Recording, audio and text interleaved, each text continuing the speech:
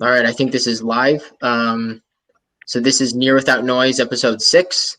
We have 2 members of Ant's Guild who are here to help us have a nice conversation with Rune Bentien. Rune runs GooGuild. He is a very experienced entrepreneur, technologist with a really, really great background, and he brings a lot of talent and skill to the crypto space. And today he's going to be talking about kind of his move into the crypto space, what he's doing with Near today, and a lot of other projects as well in the ecosystem. So welcome, Rune. We're happy to have you.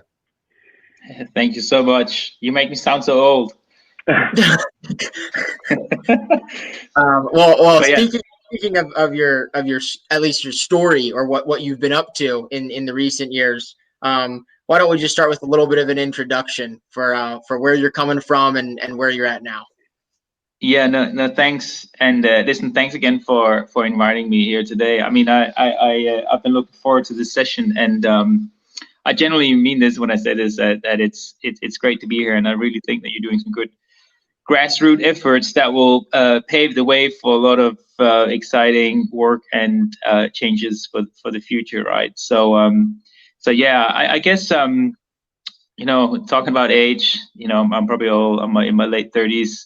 I was born in Denmark, grew up in a safe society, I suppose. Wanted to move abroad, I did that. But anyhow, I served the army for a couple of years, did a startup, economist by degree, spent 9 years in commercial roles in Google, mostly in enterprise and cloud, where I was lucky to take some really exciting products to the market, such as the Maps APIs, which really opened my eyes to the business model of APIs, if you like. There's a lot of network effects in that I think is super relevant to what we're trying to do here. I also spent 4 years with Android and Chrome Enterprise, which is basically around hardware, and that sort of gave me some hints into this world of devices that is also relevant to what we're doing here, right? And yeah, I guess during that time, since basically 16, I've been involved with the ex-GooGuild community called Xoogler, and started that in EMEA or Europe, and I think we were globally around 500 members at that time, and you know, we were close to 10,000. It's quite amazing to see what you can do with a strong culture, and I think also, you know, a lot of blood, sweat, and tears, and just people who want to generally help each other and trying to support entrepreneurs and founders. And I think it's part of that I'm definitely trying to take with me to the GooGuild and help others as well, because I really think that, you know, we can and are trying to build a movement, right? But it's also not easy. So anyhow, I left Google in 2018. I was joining Joe Lubin's Consensus Ventures office. I set up the office in London.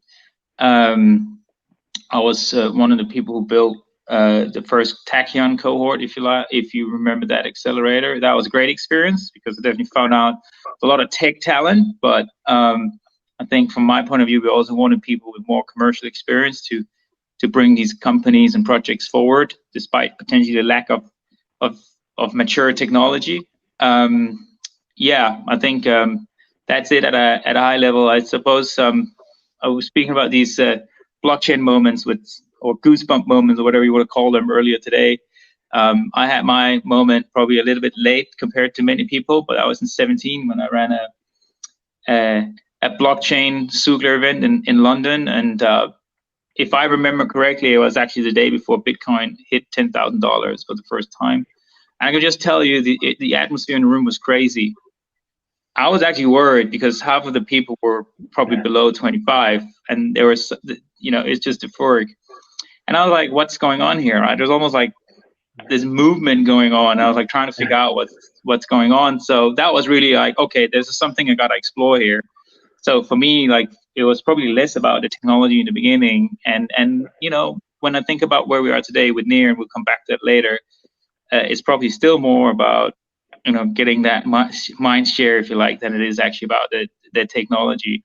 Yeah, and then, you know, I joined Consensus Ventures, and yeah, I think really fortunate to get firsthand experience on helping a lot of entrepreneurs to build these. There are a lot of crazy ideas. That's what it should be like, but also like really strong companies today. And I think really trying to see how we can use this technology to, I guess, disrupt money, but also I think the financial system as we know it, and trying to make some good investments along the line. And that was actually where I got to know Near.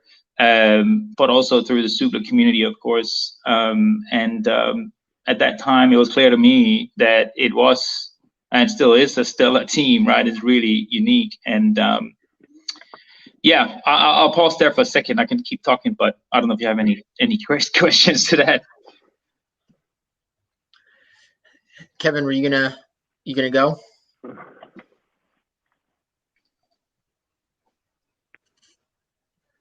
I was going to add something as well. Are you lagging, Kevin? Yeah, he can't be heard. Okay. Kevin, you're muted. You're muted, Kevin. Oh, sorry. Could you take? I'm sorry. I'm going to need you to take this, Ozzy. Yeah. No worries.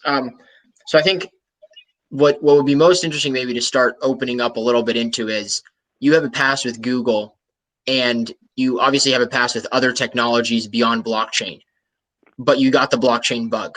What is it about blockchain that you see, and kind of how do you see this space as being different from other technology spaces for where it is right now? Right, that's a big question. I think obviously these technologies, sort of depend on one another in a bigger picture to create, general adoption and so forth. But I think, as I said, first of all, it was part of that movement, and then I saw, with the ICO craziness, that there was something here around like potentially you could enable founders and startups with resources quicker and in a simpler way than previously possible, right? And I'm comparing this to a typical VC model. Now we know that the IZ model, as we knew it, is dead, but for me that was like extremely powerful, and the thought of actually being able to have very liquid investments in early stage projects, I think is something, when you actually try it out, it's almost like this small aha moment, right? And I generally believe, I guess this is my thesis, right? Like perhaps not every startup needs a token, right? But I strongly believe that, as I said, money is being disrupted by what we're seeing happening, not only with Near, but in general, right? And Bitcoin has been here.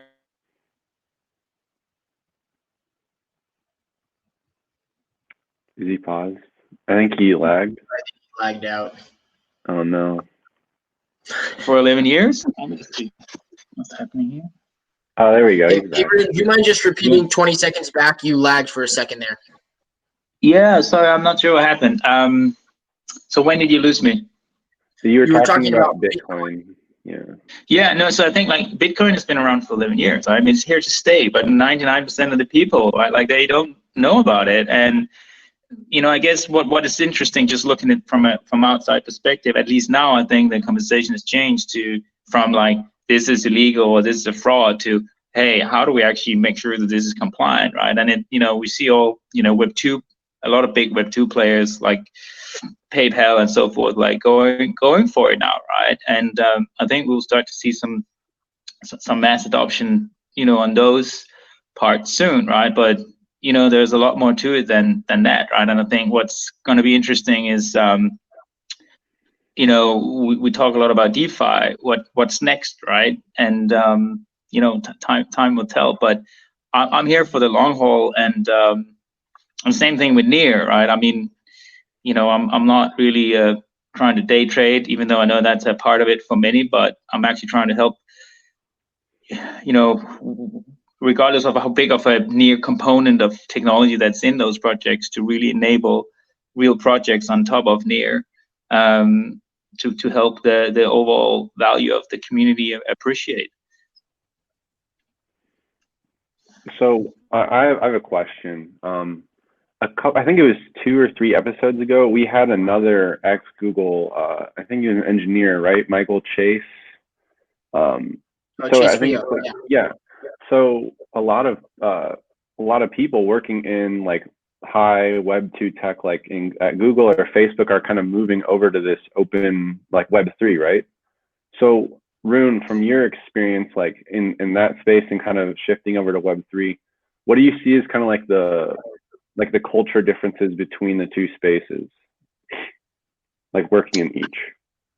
Yeah, I mean, it's a good question. So I think, it's interesting. So when I was at Google, I was, there are a lot of informal groups that form around topics, whether it's stocks or, crypto in this case. And there was a lot of interest, whether it was like, you could argue there was this debate about whether it was like the consumer facing side or enterprise, like, is that really a blockchain, right? But the point is, there is a lot of interest, and there still is. And I think now, you still have a lot of people, but they're probably pretty comfortable given the outside situation. But I think there are many people following this from these big tech firms, right? And I think it's for me, it's like, what's your I'm not saying everybody wants to be involved in crypto, right, or the open web, but I think it's going to be a fundamental layer at some point, right? And it to some degree, it's also about people's comfort level, right? Like they want to make sure that this is mainstream enough and secure to jump on before they move. And it's also about how entrepreneurial you are. I mean, listen, this is no disrespect, but like, Google is, relatively speaking to other similar sized companies, still extremely innovative, right? But it's a corporation today.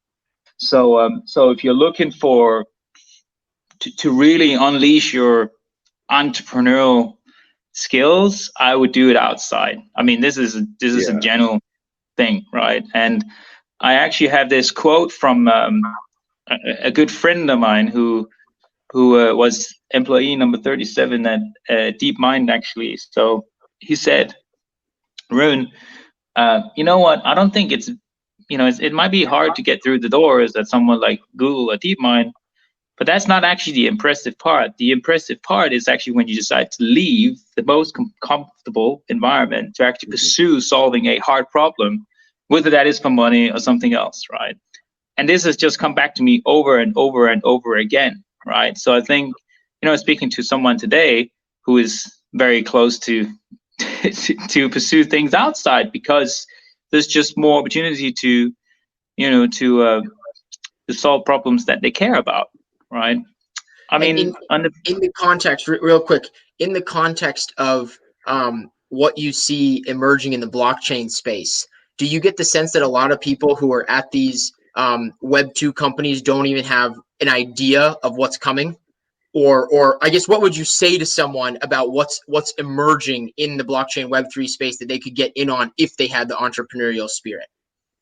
It is. So I think it's a really good question, because it's sort of like, how do we potentially enable mainstream, right?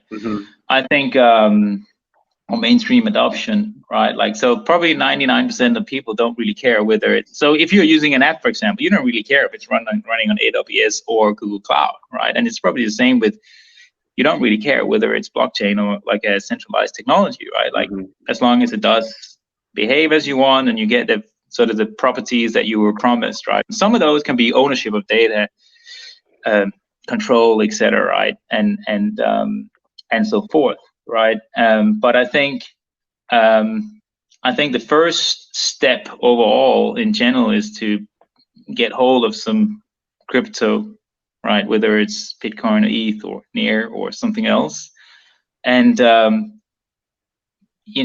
to understand, like, what is this actually, and is it actually real money? I mean, we all know this is about trust, right? In something, right? Whether it's potatoes or dollars or digital currency, right? So always come back to this whole story about potatoes being money, right? And I think there's so much truth into that. But anyhow, so I think really for me, I don't think it's not the fact, it's not that, as you know, Facebook is looking into stuff, right? So they probably have more attention on it internally as an organization. But also Google Enterprise has done a lot of work, right, around enterprise closed networks, right? I try not to call the word blockchain, but you know what I mean. But they're obviously following this, right? But I also think like they're living in this old paradigm, right?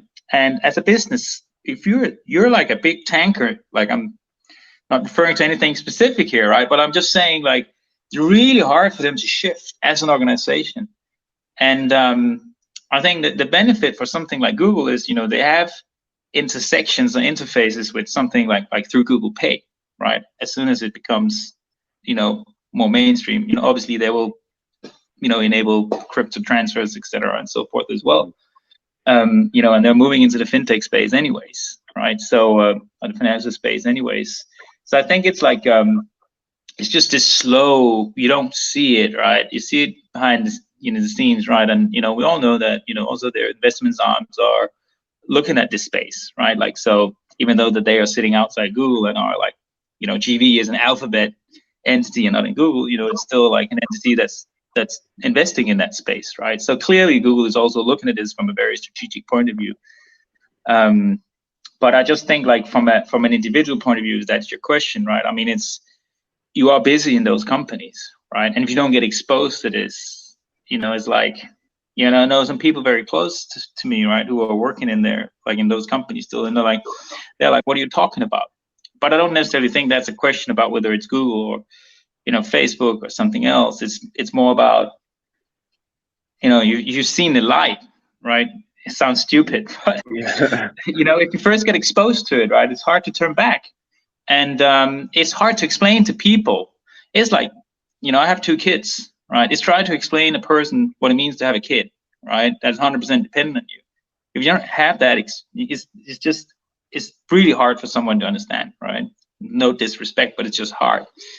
So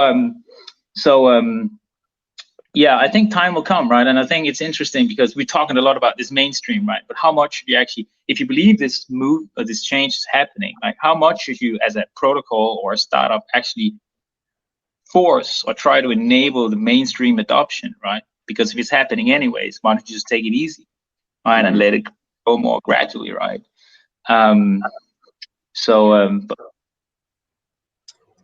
So, yeah. Speaking of which and going mainstream, how did you find out about Near, and what is the GooGuild really for Near? Yeah, so, and listen, guys, apologize, I'm going a bit back and forth, but it's actually, I'm really enjoying this conversation, and I hope it makes sense what I'm saying. But obviously, anybody who wants to chat in more detail on some of the topics, I'm happy to.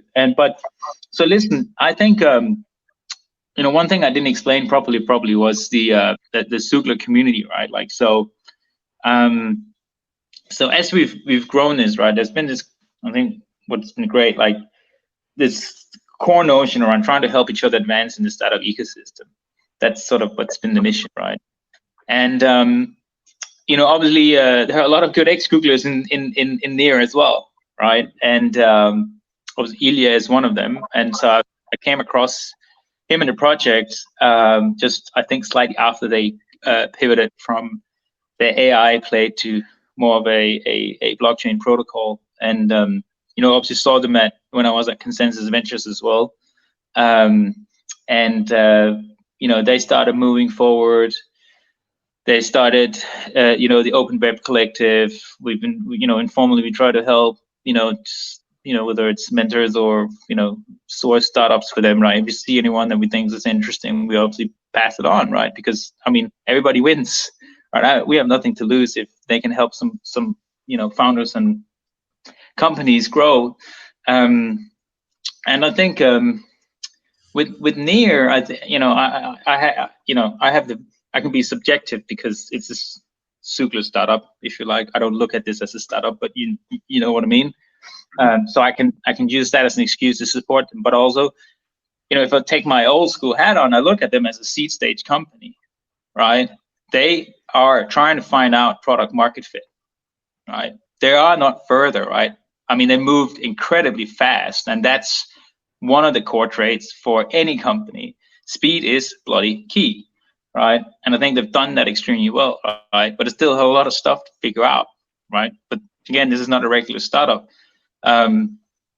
But so obviously the team, the technology and the vision and the potential impact, right, is what I've seen like many others, right? And I think I mean, just if you look at their cap table, right, like the list of tier one investors and crypto investors like Electric and Accomplice and obviously A16C and so forth, blockchain. I mean, the others, right? Like there are really good people in the space. I'm not trying to exclude anyone. It's just sort of the ones I remember from top of my mind. That's at least a testament to that others are believing in that, Near can grow 100, can have fundamental impact, right, in the future. Did I answer your question? You answered the Near part, but what about the GooGuild? So let's get into the GooGuild a little bit. Yeah. Yeah. No, 100%. Thanks for correcting me here. So or guiding me. So the GooGuild was, and actually the name is a sort of like it's in the honor of Nima, who runs some of their ecosystem activities like on the Near side, because he's like, why don't you create a guild, right, for the ex-Googlers, right? Because we'd love to get them involved. I'm like, yeah, sure. What do we call it? He's like, GooGuild. I'm like, that sounds awful, but awfully good. so it's a credit to him, right? And I think it's fun, and I'm actually deeply serious when I say this, right? Because this is supposed to be like a sort of a community grassroots, very loosely organized entity, as Joe Lubin probably like to call it, like an organism, right? But I think the idea is really try to help facilitate. So we're trying to help people who either want to build, right, or people who want to help people build. And some of that can be for-profit projects. Some of that can be like more, I would say, like ecosystem plays, right? And just trying to play a small, but hopefully long-term, like valuable partner in the Near ecosystem. And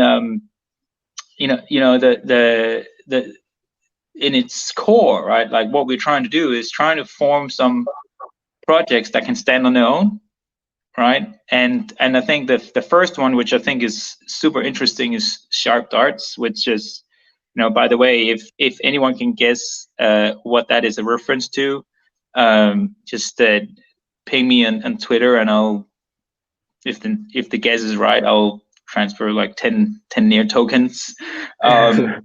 But no, like, I mean, I think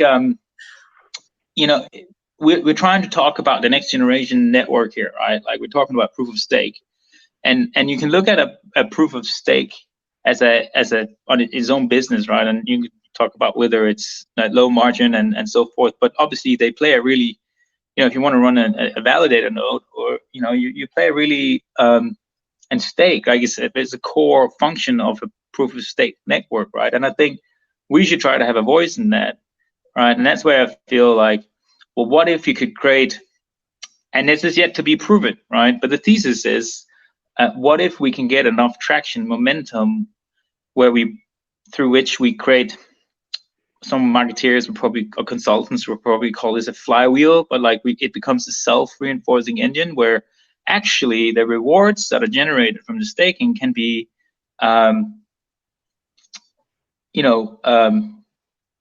forwarded or passed on to these projects that we're talking about, right? I think that would be awesome, right? Because then if you can make that happen, right, then yeah, if you have any ideas or want to get involved, I'd love to hear from you. But we are working on some projects, right? So I think obviously the fundamentals, right, like just the economics needs to work out, right? And then there is like, what sort of projects do we want to support, and how does that work then practically? And then, I mean, I think from other projects on sort of the Google side, right? Like we have, we actually, this is the interesting thing, right? Like, so out of the blue, we received an inquiry today, right, from a startup who are, and this is an interesting thing for Near, considering which blockchain technology they should build on, right? And they need help to build the company. And this is potentially where we can come in and pull in like a lot of different people from, from the Xoogler or just the startup ecosystem, right, and get Nears and other support to use the technology in the right way. And there are other projects as well. I'm happy to mention that we have in the pipeline, but I'll just pause there again. Perfect. Okay, perfect. Before we get there, I would like to jump back for a bit. She briefly mentioned Sharpdarts, and could you explain a bit what Sharpdarts is? And I think you kind of got into that a little bit, but for someone who might not be familiar at all, if you can expand, it sounds like Sharpdarts is somewhere at the intersection of being a validator and being an incubator on Near. But I think you, as founder of Sharpdarts, might be able to explain that a little more clearly, what you guys do. Yeah, thanks, guys. So, so if you look at Google as this loosely organized sort of organization of volunteers want to help build, right, or build. Like Sharpdarts is sort of the first, probably not, it's not spun out yet, right, but it's the first project that we spun up, right, and actually, hopefully going to turn into a proper company. But Sharpdarts in its core is a validator, right, or a staking business, right, and currently we are doing that for the Near ecosystem, right, where we offer Near token holders to delegate their tokens to us, and in turn, like, they will receive rewards, right, on top of hopefully the appreciation of the value of the token, right? Can you still hear me? I just saw my camera. Yeah, your You can hear video is me? gone, but we can hear you. Yeah. Hello? I think he should reconnect in about 5-6 seconds. Yeah. Hey, guys. Can you hear us, Rune? Yep, we can hear you. Okay, we lost you right when you were talking about. Yeah, we lost you right when you were talking about Sharpdarts and being able to kind of reinvest some of the tokens that could be earned from validating. Just 1 second, guys.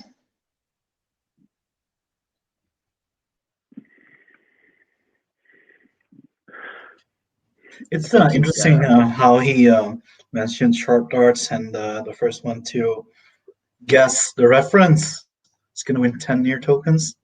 You gonna guess that? You gonna guess that reference? I have no idea what the reference is, but I hope someone does and pockets those 10 Near tokens. That's a cool model, though. The validator rewards going back into the projects that they're trying to incubate. Yeah, I want to hear especially what he thinks about it, like the long-term angle here, because he was talking about, I don't know if he was talking about this backstage beforehand, but he was talking about how, like, he's in this space for the long term and he sees this as, like, an opportunity to kind of he's not touching any of his stacks, basically. Mm-hmm. And I think Sharpdarts in that context is interesting to imagine. You run a validator today, you give it 4 or 5 years, and who knows what kind of a business model you're able to spin off with however many thousand Near token he has locked up. Yeah. So, I mean, the model is pretty clear that he's going to be around for a while, because it's not something that you can just make a ton of money off of right away, right? You kind of just have to grow and grow. Oh boy, I added him, but it didn't add. He has to enable his video. Hey Rune, if you switched desktops, then you're gonna have to enable video and audio to jump on to the Hopin. Hafner, oh my gosh.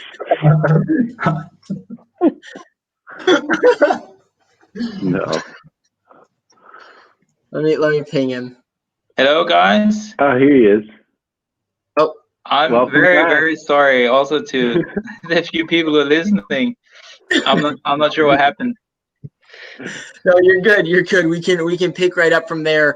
Just the original question was, gosh, you guys are bad in the chat. The original question was about Sharpdarts and reinvesting tokens into your project Sorry. That's okay. I'm not able to read the chat right now, but so yeah, no, I think that the point is, right, if we're trying to create a small ecosystem, right, or network, right, where we see the staking or the proof of stake network as a cornerstone, right, because it keeps the network secure and safe. You know, why don't you, if you want to make sure that that network keeps appreciating in value, right, maybe you should try to consider you know, passing on the rewards to projects who are actually built with Near. So that's what we're trying to do, right? So for example, the goal is if you stake with us, right, like the fees that we would take would cover obviously basic stuff like cost, and then you know, everything else should go to projects, right? And we're not there yet, right? But we're working on it. So yeah. Do you hear me okay? We can. Before, because I know, people are interested in hearing what kind of projects that GooGuild is working on right now, or that Sharpdarts is planning on incubating. But before we go into that, it might be interesting to hear. You know, you just said we're not there yet. Where do you see the Near ecosystem in terms of its development, and what's your kind of understanding of how long layer one protocols really take to develop and mature before they become noticeable or start to provide, you know, some value? Yeah, I think I mean the for me this is like I really only believe that the only real way to create, you know, proper appreciation of value in a network is by building with its technology stack, right? The technology stack will evolve in maturity, or the maturity of it will evolve as people use it. And I think where we are now, where there are several other layer ones, and you know, you obviously have new things coming up all the time. I think the key is more critical mass, right? And I see these protocols as a marketplace as well, right? So it's not only a function of good technology, but this is where, you know, it's mind share, it's user and dev adoption, right? So I think that's where everybody is trying to, you know, Consensus did an amazing job with Ethereum, right? Because they build out that whole engine to get mind share for Ethereum, right? And that's partly what you're competing with, but also how can you actually expand that mind share, right? So I think that's for me, that the most critical part is actually that dev and user adoption to ensure they're successful, right? Because the other things will follow. Yep, for sure. Yeah. So what, Rune, what projects that are building right now on Near that are you excited about, or would you like to like get involved in some way? Yeah. So I mean, one project that's not in the GooGuild, right? Like, but it's Flux. So I've been lucky to get to know Peter and Jasper through the Near community and Near team, right? Like, I'm pretty pumped about that.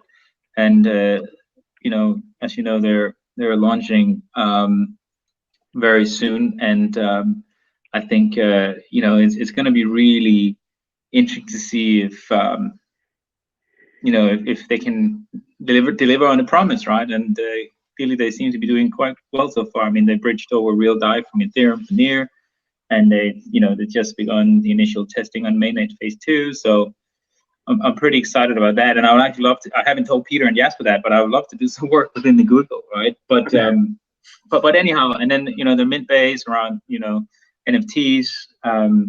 But I think within the GooGuild, right, like, so some of the one of the projects that I'm spending a bit of time on right now is if we potentially could leverage something like Enzyme, right, formerly known as Melon Protocol. So Mona and her team is doing some amazing job. I don't know if you saw the latest update on their next version. I think that would be super interesting to do you know, as I said, like loosely supported by the GooGuild, right? Obviously, this is not only about near, at least not right now, but clearly, I think there could be some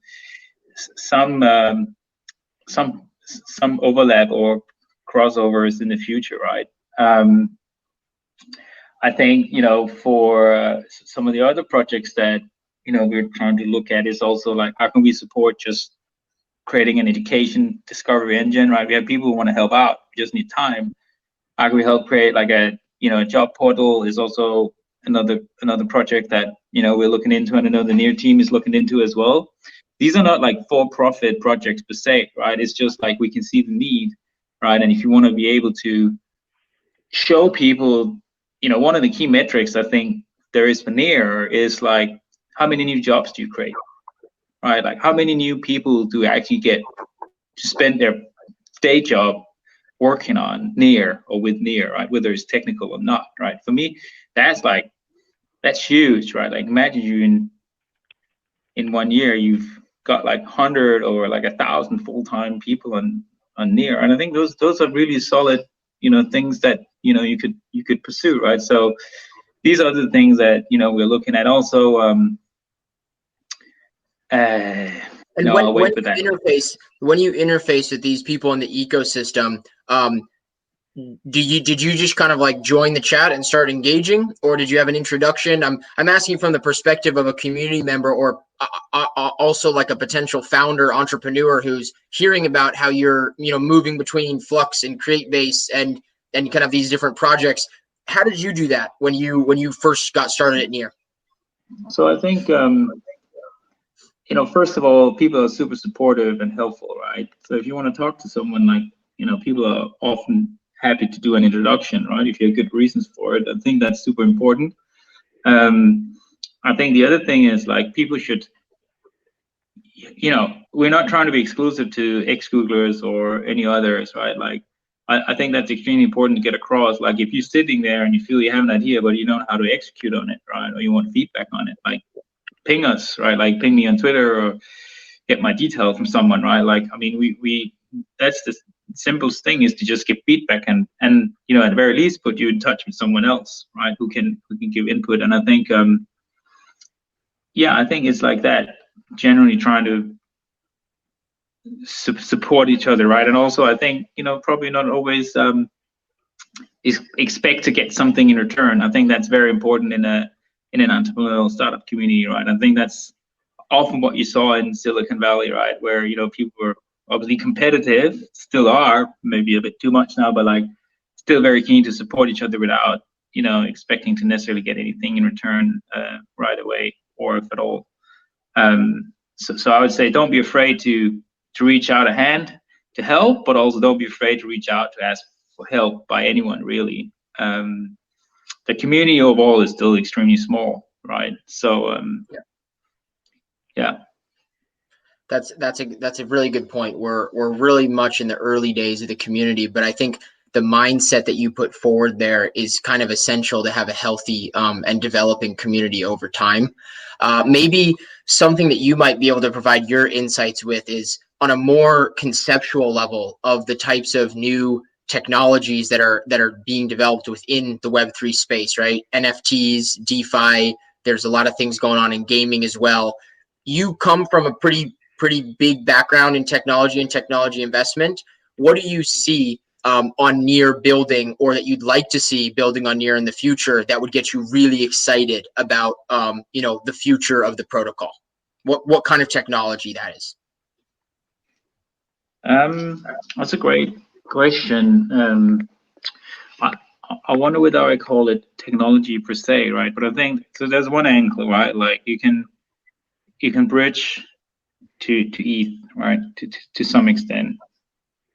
You can try to copycat everything that's been done by or with the other like existing protocols, right? And I think there's a question here for, you know, do you believe there's more to this than DeFi, right? And if so, what is after DeFi, right? And I think the question here is really for Near as a community and as a team, if you like. what do they want to support and want to become, right? And what I really like about what they're trying to enable is this sort of this open community, cloud platform, if you like. That's at least sort of a almost correct way they describe it, right? For decentralized applications, right? And I think it's there's not necessarily an easy answer. I guess that's what I'm trying to say, right? You can do the obvious ones, right? But like, does that really help you? I think simple things like, I think those are more like short-term ones, but like access like of the token or to the token via more exchanges, right? If that's what they want, right?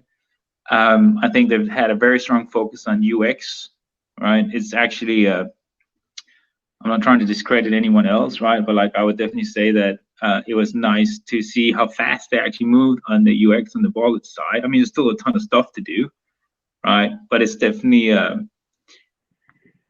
way easier for an average user to use, right? So I think these are all small things that you don't see, right? And so for me, it's partly more what I would focus on as well, right? Like, they need to continue to build on the core technology, right? Like the sharding, etc., right? But I think that sort of like reduce the friction still. I mean, talk about UX, right, all the time, right? What does it mean? It means many things.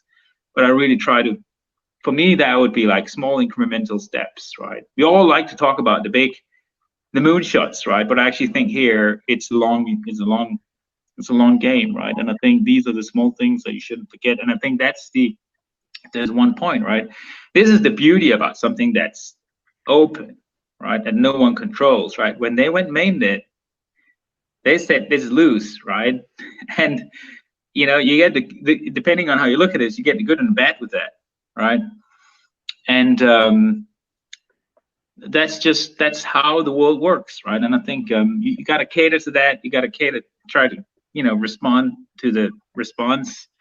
And I think Near has been trying to do that well. And I think as long as they keep focused on the core goals and efforts, I think it can become a really powerful platform. And listen, you've probably been reading the was like TechCrunch when they raised their funding with the latest funding with A16Z in the spring, right? Like, it was like the next Ethereum killer, right? I mean, and this is what I'm trying to say to so many people, right? There's no such thing as an Ethereum killer, right?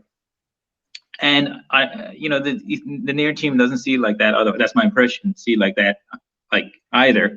We're all in this together, right? And I think everybody benefits from each other's traction, right? So I think at least that's how I look at the future, right? There's going to be several protocols and not just one player, right? And all serve different areas of the markets that we see. But I think the Near team is working really hard, still trying to figure out, right? As I said, like, there's seed stage startup. They're to some degree trying to find product market fit, in my opinion. So but I'm super comfortable that they will do the right thing. And I think we talked about this backstage to some extent. You worked on investment on with Consensus. Where do you see, in terms of projects in the crypto space today, between the balance between their technical aptitude and their operational business aptitude? Where do you see that balance, and how do you think that needs to change in order for some of these crypto-based products to go more mainstream or to find a market to fit into? So are you referring to projects or founders building, like, with on Near, or in general? Like, so I think I guess the answer is the same regardless. There's definitely there's more maturity, right? I mean, it's been interesting to see how some of the yield farm projects, excuse me, things just move really fast here, right? But also, like, thinking a bit about going through acquisitions and so forth, right? That's at least a business consideration, a skill that I think requires some, I would say, foresight in terms of what's happening and so forth. Obviously, I don't know what's happening behind the scenes, but I think in general there is probably a as I mentioned in the beginning, right, there's that like, can you actually, I think that was in backstage as well, like whereas in the past you would either go B2C, right, and then there's been a lot of B2B startups, right, like I think with these sort of networks, right, we can potentially cater to both segments at one time, right, or at least sooner or quicker at the same time. And I think that's where I would say like you want to have some sort of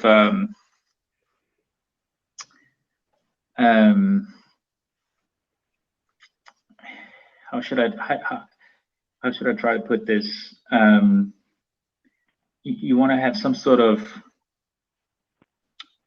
I think it sounds wrong, but like just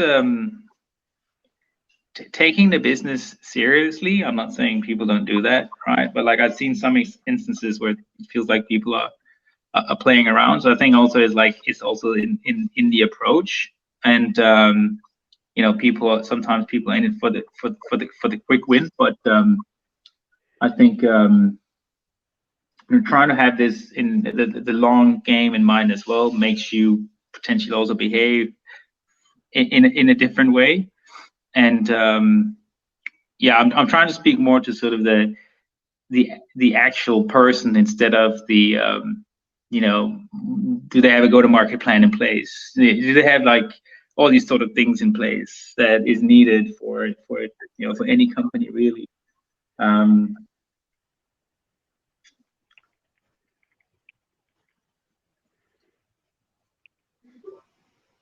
Sorry, you can't see me. That was a long and winded response. No. I think in short, I think it kind of hits on the head of what we did say before, that at a certain point when tech continues to mature, it reaches a stage where you need to have operators who can start to execute and bring that tech into people who might not fully understand what they're using, but they still get value from the underlying technology. And that, I think, is at the core of where we are right now in the crypto space. Is we're really waiting to see some of these early projects blossom and you know, hit the market where there's a clear value to be gained. I'm interested, I mean, kind of, or did you want to add something to that? Yeah, no, so I think I mean it's so funny because it made me think of this CEO of a UK startup, and he was helping start a bank that were one of the first movers when the internet came around. And he was saying to me, like, I've been in this space for what, 30 years now, right? And I'm practically seeing the same thing over again, right? Now I'm just doing this with, you know, I'm a first mover on the crypto side, right? And so he's already using his old school skills, but you know, it is happening, right? We also got to be patient. And I think when I compare to when I was joining the crypto space, if you like, there's definitely a more seriousness about the overall projects. I think people and the startups have grown a bit properly in maturity, and you know, clearly there are a lot of people and companies looking at the overall space, right? So Yeah, I think and I'd be interested to hear what that CEO would say about the differences of kind of playing in an environment where it's very collaborative and it's very communal based, and because of this component of decentralization, you kind of have to look at your projects a little differently, right? I'd be interested to hear what you would say to somebody from a Google, a Facebook, or traditional startup world getting into this space. What would be, you know, the top 3 things you'd say to them about what they might need to change or check themselves on as they go crypto, as opposed to go traditional Silicon Valley startup or traditional Web2 company? yeah, I mean it's a super good question. I thought about it earlier as well. I'm trying to find like is there a punchline, right? I think it's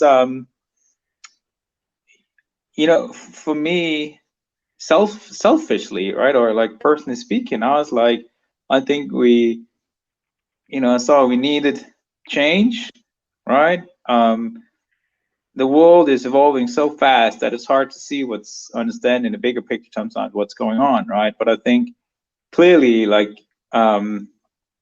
we have the ability and the opportunity to put control and ownership, and not like just extracting value from people, but allowing people to participate in these networks to whatever extent, and add value and get value, right? And I think those are some of the things that I think like it's going to be extremely powerful and fundamental. I also think that if you speak to people who are interested in traditional business models, right, or go to market, etc., like as I said earlier as well, maybe the token economy is not for everyone, right? But clearly there are some new things in play here, right? And I was, often look back at like the early days of crowdfunding, right? So I was doing some crowdfunding projects, right? And to me, this is clearly like a, an evolution of that, right? To draw a simple parallel, right? But I think,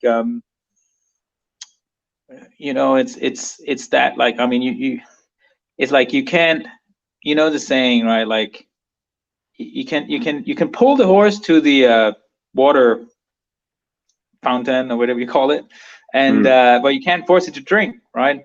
And I think that's my sort of conclusion, right? But I think really, you can speak to the entrepreneurial side of it in general, right? Like you can speak to the disruption of existing industries. You can speak to like, do you want to try something new, right? Like, I mean, it really partly depends on the individual, right? But I think, and then you're just very comfortable, right? You have to consider there's a pandemic going on, right? Like I had people, actually it works both ways. Some people are like, oh shit, we got to go out and solve for the bigger problems, right? And then, they've left during these times. And others are like, oh, I was about to leave, but I can't leave now because I need my pay and my salary. And that is all fine, right? So maybe it's not the right time for them, right? So, but I think like,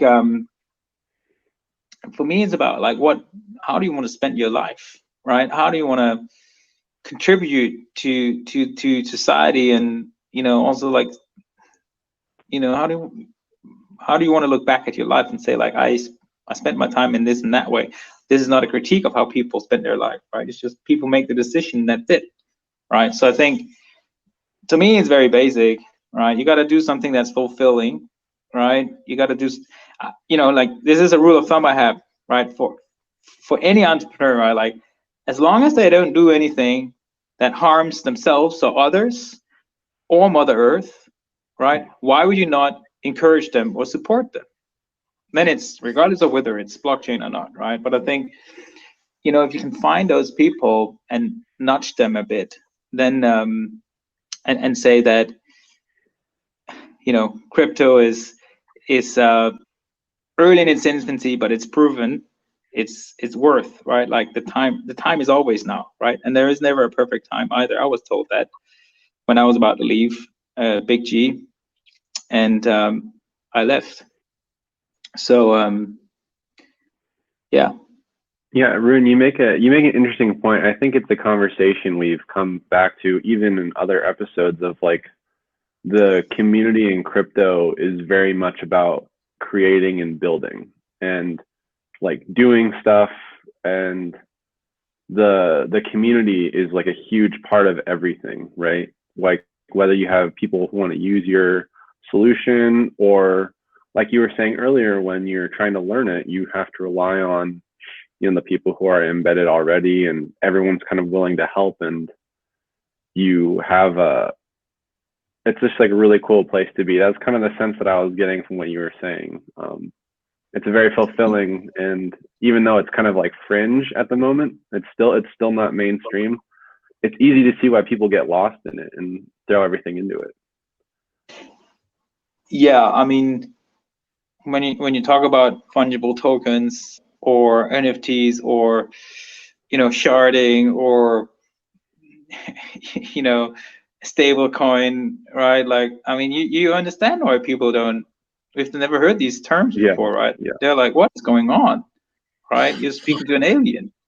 And I think that's, I mean, that just takes time, right? I mean, you can look at, you've seen startups, right, where they take on a brand new market and they need to educate the users as well on what is this, what's the value, how does it work, da da da.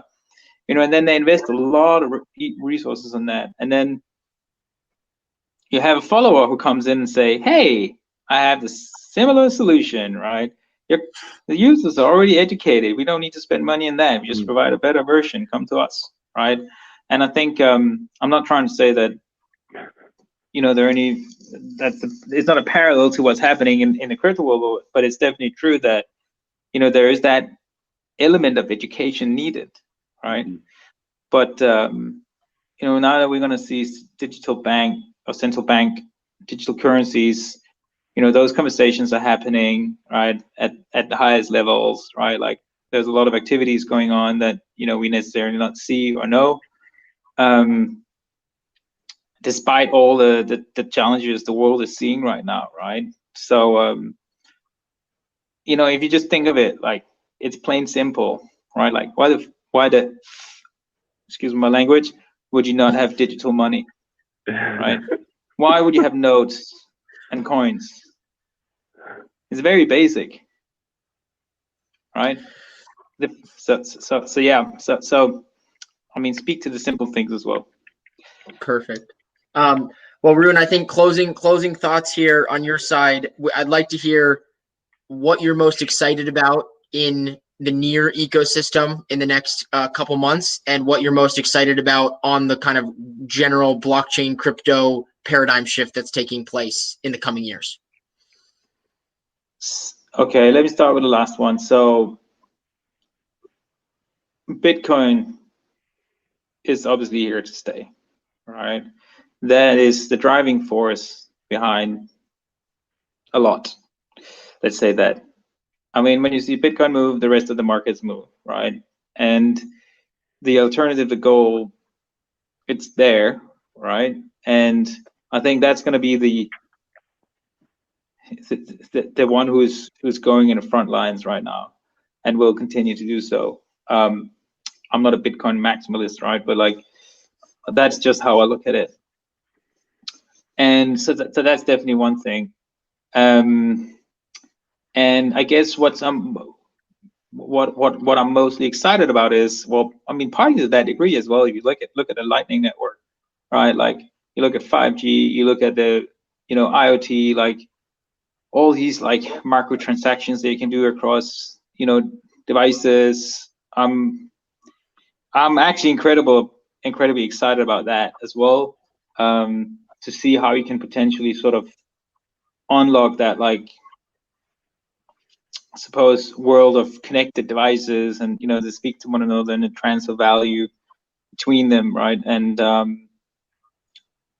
yeah, I think that's.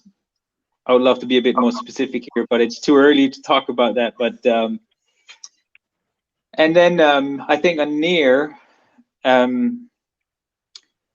listen, they just gotta keep focused. They gotta make sure they keep companies, like founders, coming to them and build on them. Like the Open Web Collective is doing an incredibly hard and really good job. It's a lot of work running accelerators and incubators, but it's what they need to seed the ecosystem. And I think you just need like a couple of success stories, right? And then coming back to the old world of Web 2, right? I mean, with your seed stage company, right? Like as soon as you have like these customer case studies and right, which Near to some degree has, right? But like Flux and now I'm just picking on Mintbase as well. Like they're still sort of yet to launch for real, right? Like so, but they hopefully will very soon, and I think hopefully we get some traction with that. Yeah. So I think in conclusion, if I understand you correctly, there's a lot building on Near, and this is only the early days of the ecosystem. And if we take what you said earlier about the usability of Near and kind of some of the attention to detail that they have with relation to the wallet, with relation to sharding, it's a pretty exciting future when you start to imagine how all these pieces will start to work together in the coming months or so. Coming years probably as well. So Yeah, but yeah, I think and listen, like I love to connect with anyone who just has ideas, right? As you probably can hear if you've listened through. I appreciate your patience, everybody, but I'm trying to take less of a technology hat on and just look at this from a more generic point of view, and then like, you know, like what are we trying to solve for, right? And yeah, I think, you know, ideas are easy, it's the execution that's hard, and that's where we want to help from a GooGuild and the Sharpdarts And how can people get in touch with you, Rune, if they'd like to? Yeah, so rb@sharpdarts.co, or my Twitter account works as well. And yeah, you guys have my email, so you can just put me in touch if anyone wants to talk. Sounds great. Well, thank you, Rune, for jumping on with us for Near Without the Noid episode 6. This was a lot of really good content, and we really appreciate your time. No, listen, thanks guys again. Like it was a good long conversation, and going from different angles, but I really appreciate it, and I'm hopeful there are a few bullet points that you can use, and I just wish everybody on the call and everybody else really like a safe finish and to the year, and I hope everybody's well and safe, and hopefully, you know, we'll see the light at the end of the tunnel very soon, both pandemic wise, but also to Web3 and the next paradigm.